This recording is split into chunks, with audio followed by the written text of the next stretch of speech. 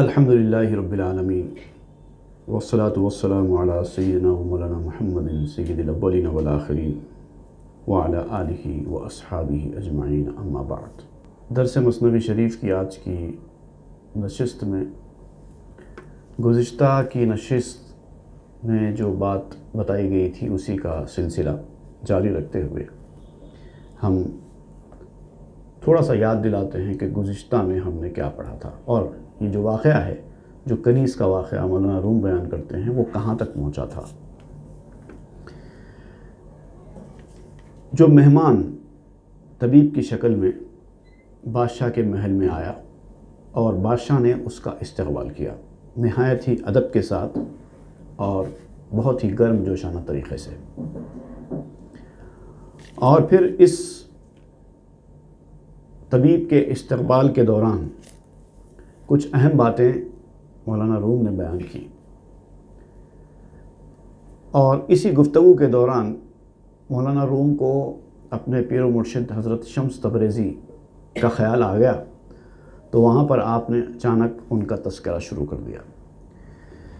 یہ جو واقعہ ہے بادشاہ کا جو ہم پڑھ رہے ہیں، اس سے پہلے مختصراً ہم نے بیان کر دیا، اب اس کی تفصیل میں ہم جا کر پڑھ رہے ہیں۔ یہ دراصل ایک تلمیح ہے جو واقعے کے اختتام کے بعد میں انشاءاللہ آپ کو بتاؤں گا۔ یہاں پر کنیز سے کیا مراد ہے، بادشاہ سے کیا مراد ہے، عشق سے کیا مراد ہے، طبیب سے کیا مراد ہے، پھر جو اس کے محبوب کو آہستہ آہستہ مار دیا جاتا ہے اس سے کیا مراد ہے، وہ آخر میں انشاءاللہ ہم گفتگو کریں گے، کیونکہ یہ جو واقعہ حکایت آپ بیان کر رہے ہیں اس کے پیچھے بہت گہرے راز ہیں چھپے ہوئے ہیں۔ مرادی حکایت ہے، یہ ایک مقصد ہے اس کے پیچھے، اس پر ہم بات کریں گے۔ تو یہاں پر حضرت شمس تبریز کا تذکرہ آیا اور آپ نے حضرت شمس تبریز کی تعریف شروع کر دی، اور وہاں پر آپ نے اپنے آپ سے گفتگو کی، گویا کہ ان کی روح ان سے مخاطب ہے، تو آپ اس روح کے اس خطاب کا جواب دیتے جا رہے ہیں۔ اب دیکھیے کیا ہوتا ہے آگے۔ ہم نے کہاں تک پڑھا تھا؟ صوفی ابن الوقت باشد اے رفیق، نیست فردا گفتنس شرط طریق۔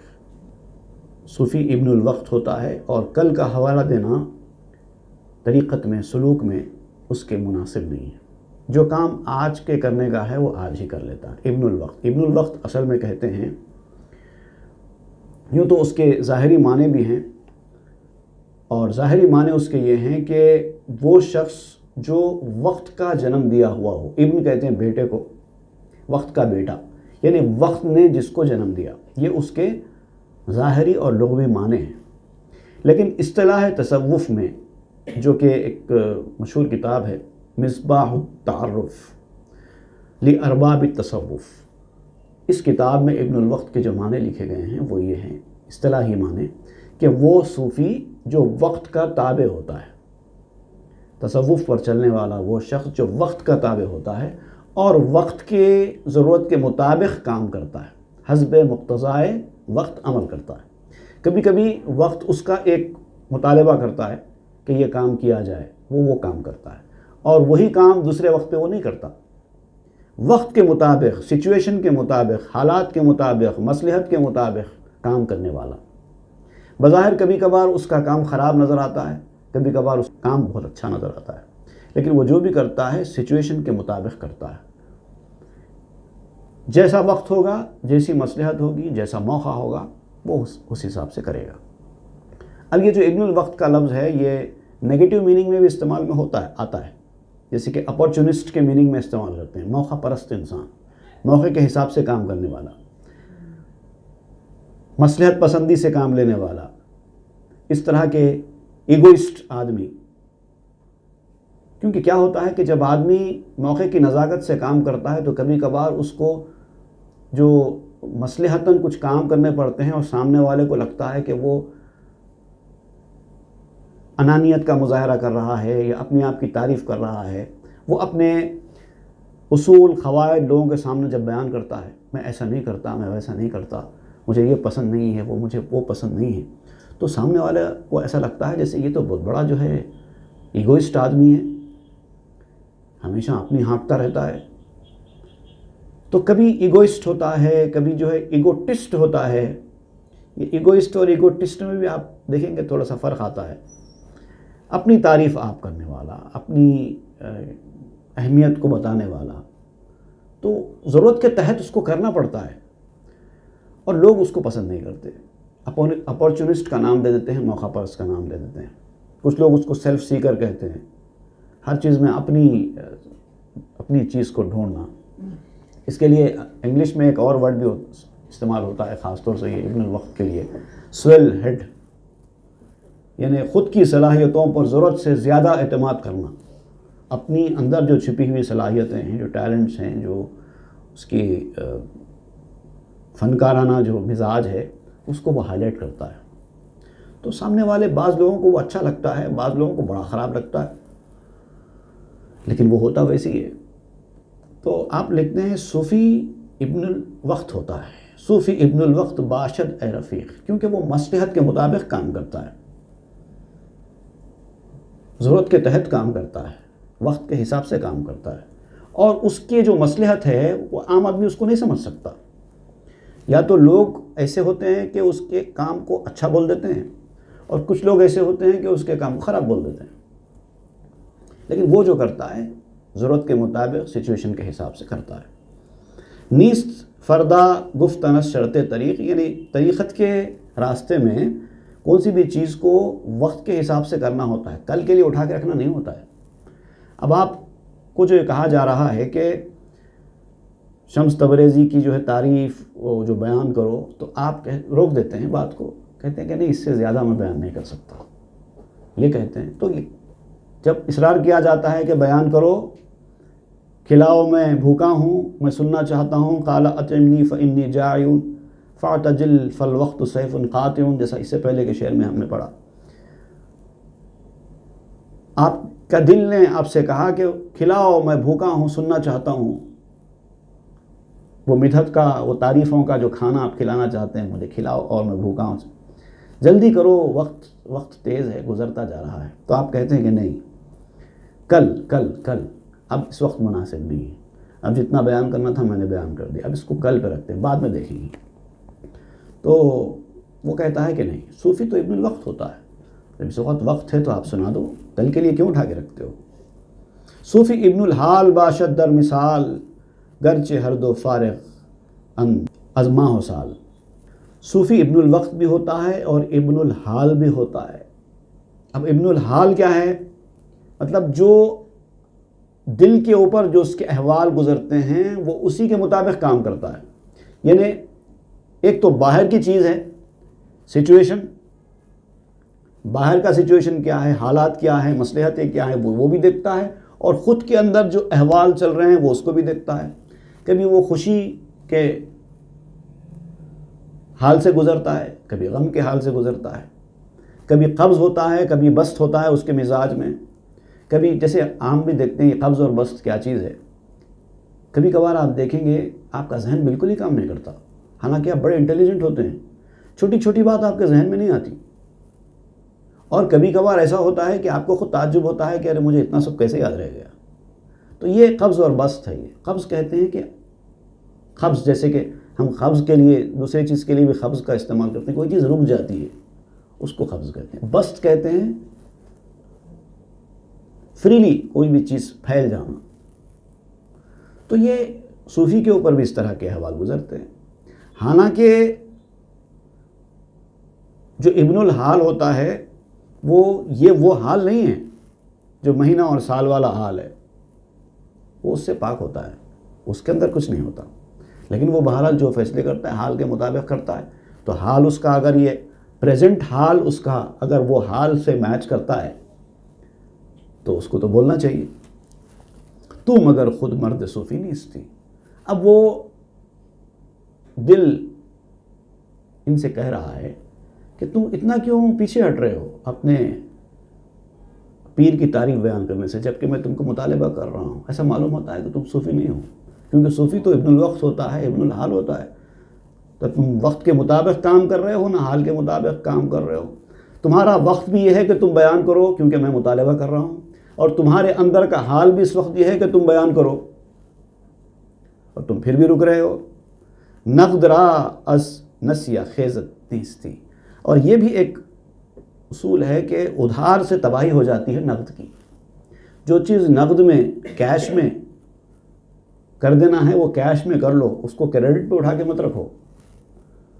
جہاں جہاں جو کیش میں نقد میں ہو سکتا ہے اس کو کر لینا چاہیے۔ جب آپ کوئی چیز نقد میں ادا کر سکتے ہیں تو اس کو کریڈٹ پہ ڈال کے نہیں رکھا جاتا، اس سے نقصان ہوتا ہے۔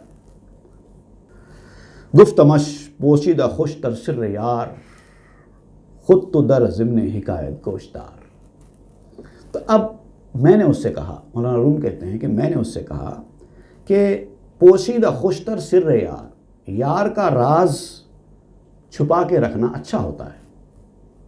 میں نے اس سے کہا، گفتمش میں نے اس سے کہا، پوشیدہ خود خوشتر سر یار، یار کا راز پوشیدہ رکھنا، چھپا کے رکھنا خوشتر ہوتا ہے، اچھا ہوتا ہے، بہتر ہوتا ہے۔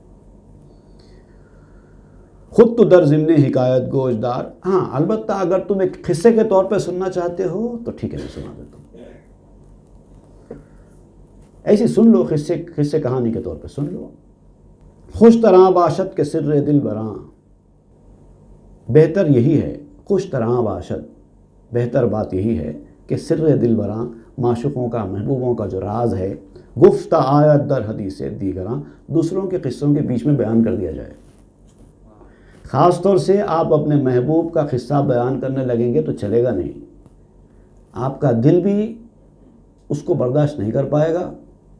جب بھر آئے گا یاد میں، ان کے فراق میں، ان کی، تو آپ کی آنکھوں سے جاری ہو جائیں گے آنسو، آپ کا دل دھڑکنے لگے گا، کیفیت آپ کی بدل جائے گی، پھر سامنے والا سن کے بور ہو جائے گا، اس کو کیا دلچسپی ہے آپ کے محبوب سے۔ تو اس لیے طریقہ کار یہ ہوتا ہے کہ کوئی بھی ایک دوسری بات کرتے کرتے بیچ میں اپنے محبوب کا تذکرہ کر دیا جائے، دوسروں کا ذکر کرتے کرتے اپنے محبوب کی بات بیچ میں ڈال دی جائے۔ گفت آیت در حدیث دیگراں، دوسروں کی بات، حدیث کہتے ہیں بات کو، دوسروں کی بات کرتے کرتے یہ قصہ بھی بیان کر دیا جائے۔ گفت مکشوف و برہنہ بے غلول، باز گو رنجم مدا عیب الفضول۔ اب کہتے ہیں یہ سو بکواس باتیں ہیں، اس طرح کی باتیں کر کے مجھے مت ستاؤ، رنج مت دو، کھلم کھلا بے پردہ صاف صاف کھلی کھلی بات کر دو۔ یہ کیا ہے، گول پھرا رہے ہو؟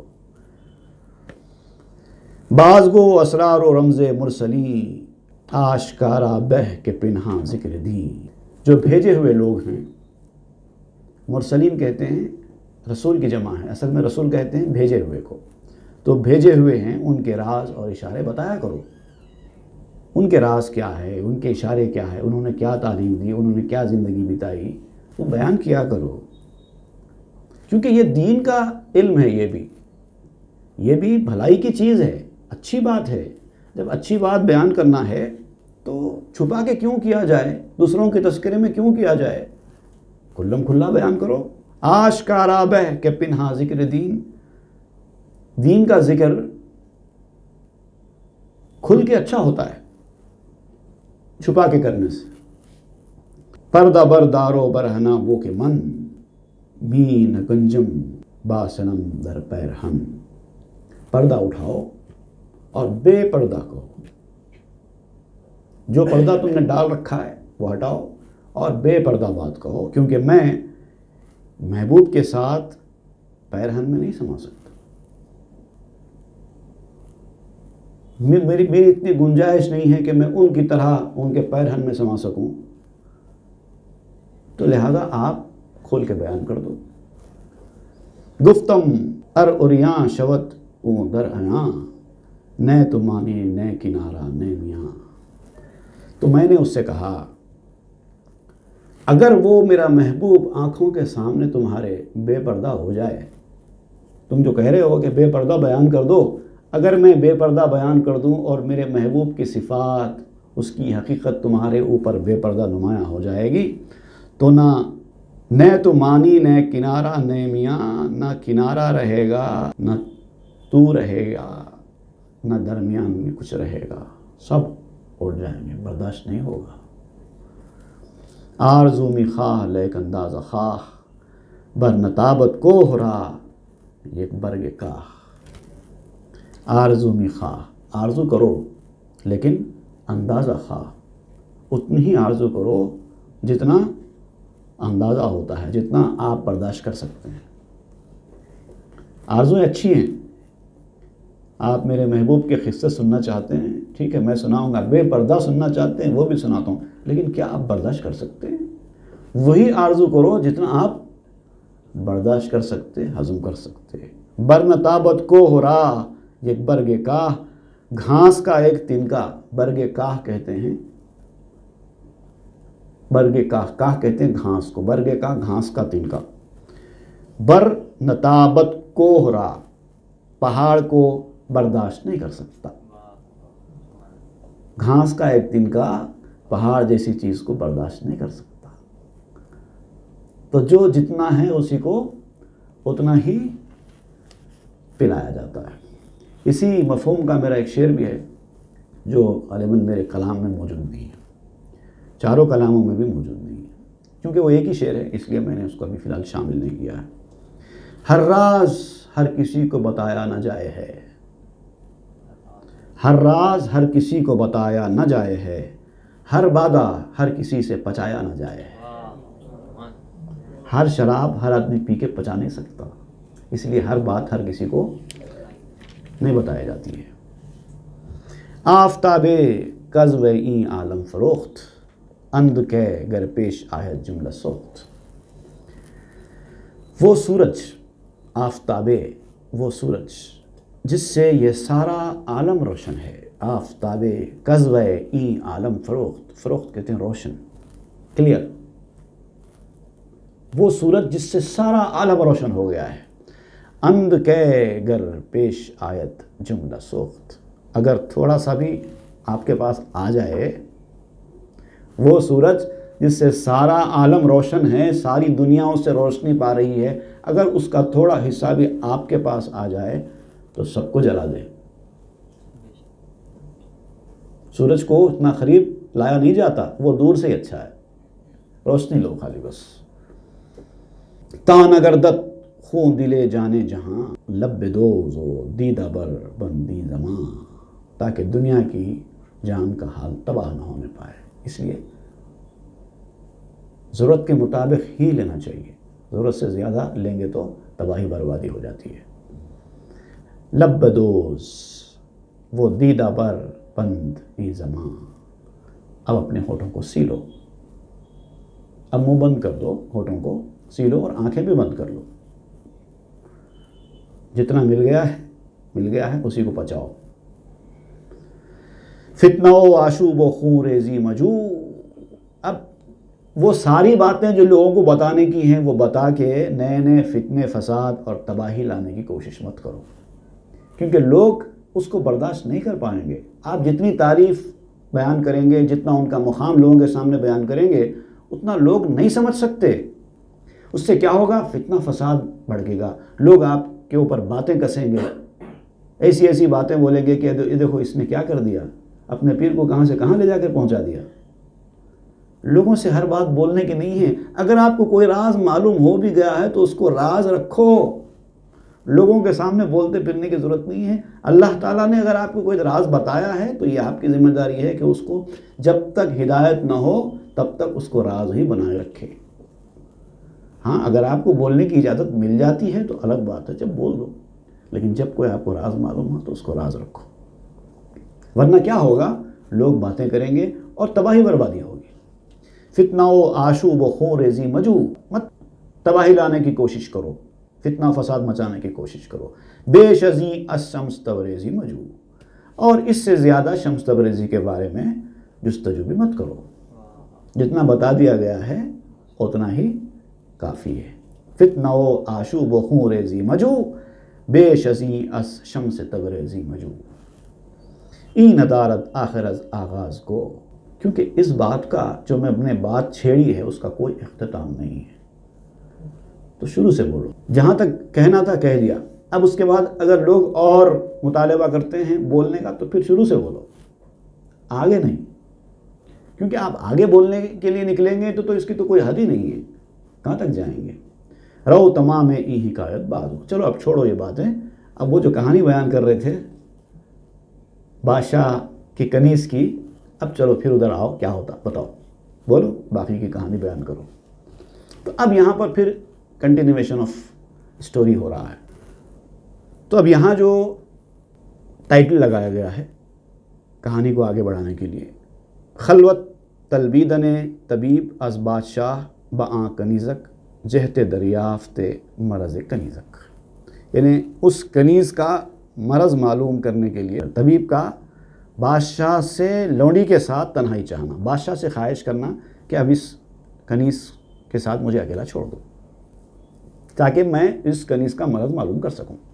اب یہ آگے کے اشارہ ہو، چود حکیم از ای سخن آگاہ شد وزدروں ہم داستان شاہ شد۔ طبیب جب اس بات سے باخبر ہو گیا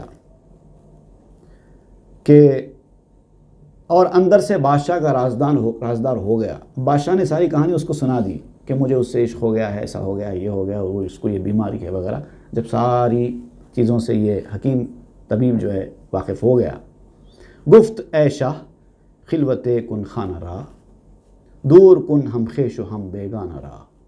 اب وہ طبیب نے بادشاہ سے کہا کہ بادشاہ اب ذرا آپ کے محل کو، آپ کے گھر کو خالی کر دو، سب یہاں سے چلے جانا چاہیے، اپنے ہوں کہ غیر ہوں، رشتہ دار ہوں کہ محل کے خادمین ہوں، سب کو یہاں سے خالی کرو، اب میں رہوں گا اور وہ کنیز ہی رہے گی، کوئی نہیں رہے گا۔ اب مجھے اس کا مرض معلوم کرنا ہے، کوئی نہیں رہے گا یہاں۔ کس ندارت گوش در دہلیز ہا تا بپرسم اس کنیزک چیز ہا، یہاں تک کہ جب میں اس سے بات کروں گا تو کوئی دروازے کے پاس کھڑے رہ کر، دہلیزوں کے پاس کھڑے رہ کر کان بھی نہ لگائے۔ بعض لوگوں کی عادت ہوتی ہے، کوئی پرائیویٹ بات بھی کر رہا ہے تو ان کو جستجو ہوتی ہے کہ کیا بات کر رہے ہیں دیکھیں گے، پیچھے کھڑے رہ کے سننے کی کوشش کرتے ہیں۔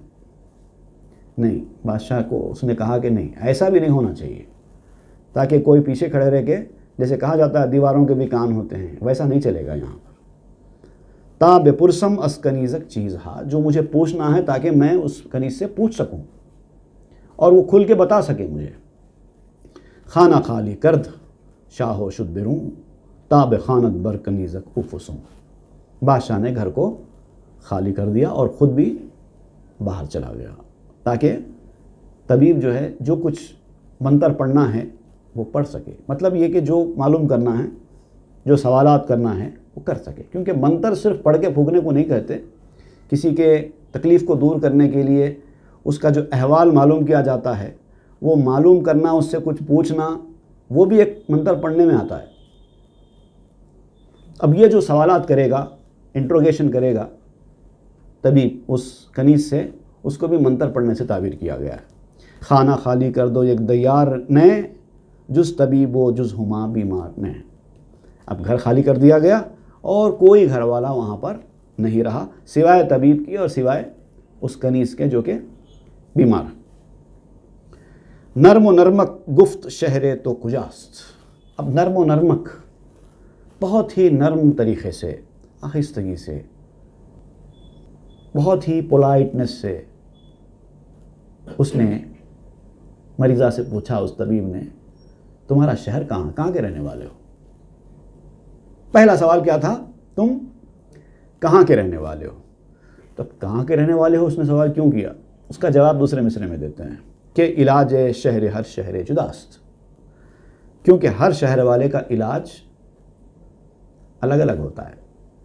جب اس کی بیماری معلوم کرنا ہے تو یہ ساری چیزیں معلوم کرنا پڑے گا، کون سے شہر کے رہنے والی ہو، تاکہ وہاں کی آب و ہوا کیا ہے، وہاں کا مزاج کیا ہے، وہ حساب سے فیصلہ کر سکے، جان سکے کہ کیا مسئلہ ہے۔ وندراں شہر اس قرابت کی استت خیشی و پیوستگی بادشاہ استت، اور یہ بھی پوچھا کہ اس شہر میں تمہارا رشتہ دار کون کون ہیں، اور اپنائیت، کلوزنس، تعلق کس کے ساتھ ہے، دوستی کس کے ساتھ ہے، تم زیادہ کس کے ساتھ اٹھتے بیٹھتے ہو، یہ ساری چیزیں پوچھنے لگا۔ دست بر نبزش نہادو یک بیک باز می پرسید از جور فلک. اب اس نے کیا کیا؟ کنیز کے نبض کے اوپر، پلس کے اوپر ہاتھ رکھ دیا اور ایک ایک حال پوچھنے لگا.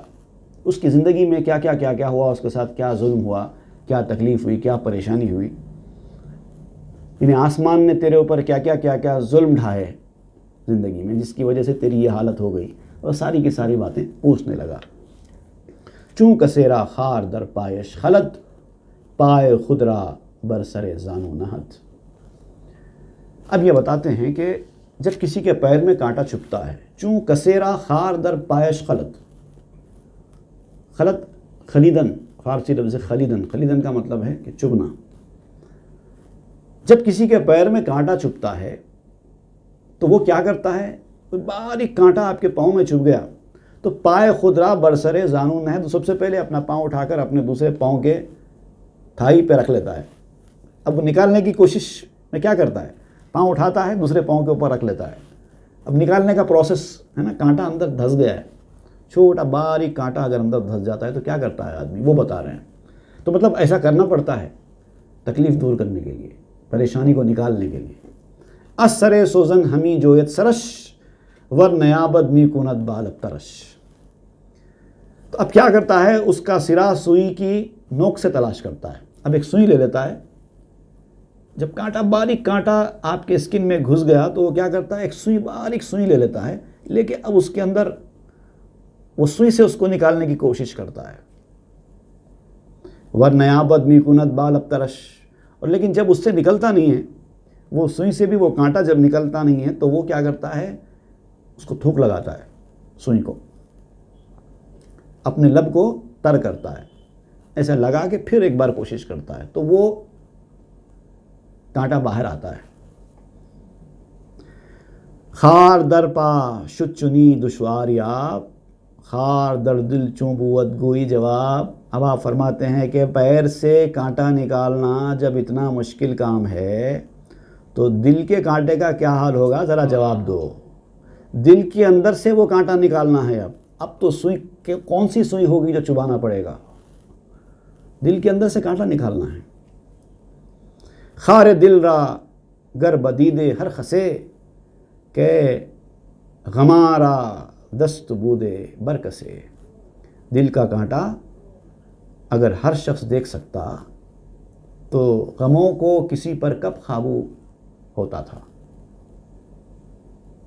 کسی کو قابو نہیں ہوتا تھا. اگر دل کا کانٹا ہر کوئی نہیں دیکھ سکتا یہ دل کے کانٹے کو. کس بزیر دم میں خر خارے نہد خر ندان دفع آں برمی جہد. اب دیکھیے آپ، بڑی دلچسپ بات آپ فرماتے ہیں. اگر یہ کسی گدھے کے پاؤں میں اگر کانٹا چبھ جائے تو کیا ہوتا ہے؟ بھئی یہ تو انسان کے پاؤں میں کانٹا چبھا، اس نے کوشش کی، پاؤں کو اٹھا کر اپنے دسران پہ رکھا، سوئی لی، سوئی لے کے اس کو کوشش کر کے نکالنے کی کوشش کی، نہیں نکلا تو اس کو تھوک وغیرہ لگا کے کر کے نکالنے کی کوشش کی. یہ انسان نے کیا. لیکن اگر گدھے کے پاؤں میں کانٹا چبھ جائے تو وہ کیا کرے گا؟ خر ندان دفع آں برمی جہد. گدھا اس کو نکالنا نہیں جانتا تو کیا کرتا ہے؟ کودنے لگتا ہے. جب گدھے کے پاؤں میں کانٹا چبھ جاتا ہے تو وہ تکلیف کے مارے کودنے لگتا ہے. خرز بہرے دفع خار افسوس و درد جفتہ می انداخت سجا زخم کرد. اب دیکھیے آپ، درد اور تکلیف کی وجہ سے گدھا کیا کرتا ہے؟ کانٹے کو دور کرنے کے لیے اچھلتا کودتا ہے اور وہ سمجھتا ہے کہ میرے اس طرح اچھلنے کودنے سے کانٹا نکل جائے گا. ہوتا کیا ہے؟ ایک کی جگہ 100 زخم ہو جاتے ہیں. تو جب کوئی کانٹا چبھ جائے دل کے اندر تو دل کے طبیب سے رجوع کر کے اس کے بتائے ہوئے طریقے کے مطابق کانٹا نکالو، نہیں تو تمہاری حالت بھی گدھے کی طرح ہو جائے گی جو کانٹا چبھنے کے بعد درد سے اچھلتا کودتا رہے اور ایک زخم جا کر 100 زخم بن جائیں. آن لقت کے دفع خارے او کنت حاجق بایت کے برمکس فتد. وہ دولتی جو ہے اس کا کانٹا کہاں سے نکال سکتی ہے؟ ایک ماہر چاہیے جو کانٹے کی جگہ کو سمجھے کہ اصل میں چبھا کانٹا کہاں پر ہے، پہلے اس کو دیکھنا پڑے گا. اس کو پاؤں میں کانٹا چبھ گیا، ناچ رہے ہیں، تو ناچنے والے آدمی کا کانٹا کہاں سے نکلے گا اور پتہ کہاں سے چلے گا پاؤں میں کہاں چبھا ہے کانٹا؟ پہلے تو دریافت کرنا پڑے گا کہ پاؤں کے کس حصے میں وہ کانٹا چبھا ہے۔ برجہد وہاں خار محکم ترکنت، عاقل باید کے خارے برکنت۔ وہ گدھا کودتا ہے اور اس کانٹے کو اور اندر دھساتا چلا جاتا ہے۔ کوئی عقل مند چاہیے جو اس کانٹے کو نکال سکے۔ حکیم خار چیں استاد بود، دست میزت جا بجا می آزمود۔ وہ کانٹا نکالنے والا طبیب استاد تھا۔ یہ جو نفس پہ ہاتھ رکھ کے جو سوالات کر رہا تھا وہ بالکل ایسا تھا جیسے وہ ہاتھ مار کر آزما رہا ہو، پاؤں کے پاس ہر جگہ انگلی لگا کر دیکھ رہا ہو کہاں چبھا ہے کانٹا، کہاں چبھا ہے، یہاں ہے کیا، یہاں ہے، کیونکہ چبھنے والے کو پتا ہے کہ کانٹا کہاں چبھا ہے۔ کانٹا تو اندر چلا گیا ہے، اب طبیب کو کیسے پتہ چلے گا؟ باہر سے تو کانٹا نظر نہیں آتا، تو وہ کیا کرتا ہے، اسکن کے اوپر جہاں جہاں کانٹا لگا ہے وہاں پر انگلی لگا کر دیکھتا ہے، یہاں ہے کیا، یہاں ہے کیا، یہاں ہے کیا، نہیں یہاں نہیں ہے، یہاں نہیں ہے، یہاں نہیں ہے۔ تو جب اصلی جگہ پر وہ انگلی رکھتا ہے تو مریض بولتا ہے ہاں یہی ہے، یہی ہے، ہاں وہ پکڑ لیتا ہے یہاں پر کانٹا ہے۔ تو یہ جو اس کے طبیب کے سوالات ہیں، مختلف قسم کے جو سوالات کر رہے ہیں یہ کنیز سے، یہ وہی ہے، یہ انگلی پھیر کر دیکھنا کہ کہاں پر کانٹا چبھا ہے۔ زاں کنیزک بر طریق راستاں، باز می پرسید حال پاستاں۔ اب چھوٹے بچوں کی طرح اس کنیز سے گزشتہ حالات کے بارے میں پوچھتا جا رہا ہے طبیب، یہ بتاؤ وہ بتاؤ، تم کیا کرتے تھے، کس سے ملتے تھے، کیا کرتے تھے، کب اٹھتے تھے، کب سوتے تھے، کہاں جاتے تھے، ساری چیزیں، رشتہ دار کون ہیں، دوست کون ہیں، کس کے ساتھ زیادہ بیٹھتے تھے، پوری کہانی وہ دریافت کرتا چلا جا رہا ہے۔ با حکیموں راز ہا میں گفت فاش، از مقاموں خواجگاں شہر تاش۔ اب وہ بھی کیا کر رہی تھی، اس طبیب کے ساتھ راز کی باتیں بھی پورا کھل کے بیان کرتی جا رہی تھی، کیونکہ اب اس کو بھی پتا ہے کہ مجھے اچھے ہونا ہے، میری بیماری دور ہونا ہے، تو اب جو سوالات کیے جائیں پورے صاف جواب دینا ہے اس کو۔ اگر اس نے ایک جواب دینے میں بھی تھوڑا بہت ہچکچاہٹ کا مظاہرہ کیا تو ظاہر بات ہے اس کا مرض دور نہیں ہو سکتا نا، تو کھل کے اس کو ہر سوال کا جواب دینا ہے۔ مقام کے بارے میں، آقاؤں کے بارے میں، دوستوں کے بارے میں، بستی والوں کے بارے میں جو سوال کیے جا رہے تھے وہ کنیز پورے سوالوں کا جواب دیتی جا رہی تھی۔ سوئے قصہ گفتنش میداد گوش، سوئے نبض و جنبشش میداست ہوش۔ وہ اس کی قصہ گوئی پر کان لگائے سن رہا تھا، ہر سوال کا جواب غور سے سن رہا تھا، اور پھر نفس، پلس اور اس کی حرکت پر توجہ مرکوز کیے ہوئے تھا۔ کہاں پر نفس پست ہوتی ہے، کہاں پر نفس تیز ہو جاتی ہے، کس کا تذکرہ آنے پر نفس بڑھ جاتی ہے، یہ ساری چیزوں کو وہ تلاش کر رہا تھا۔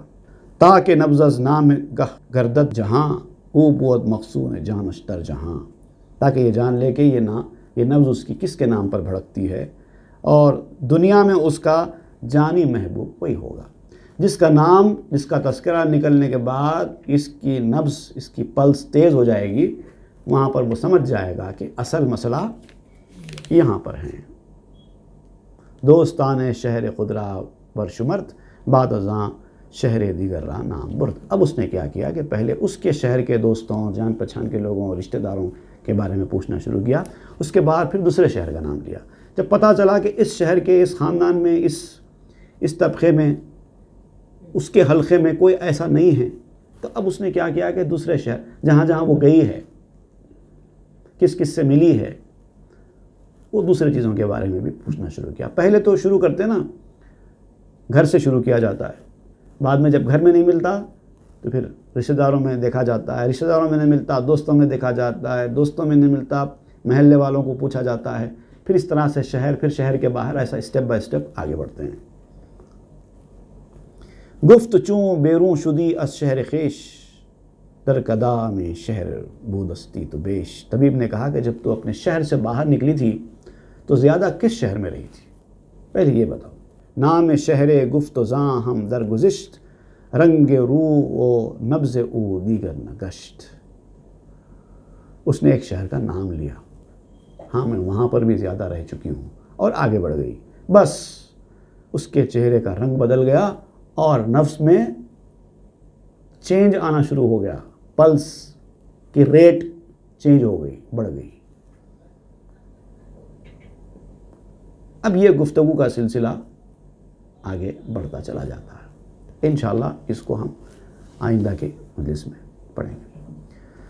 سبحان ربک رب العزت عما یصفون وسلام علی المرسلین والحمد للہ۔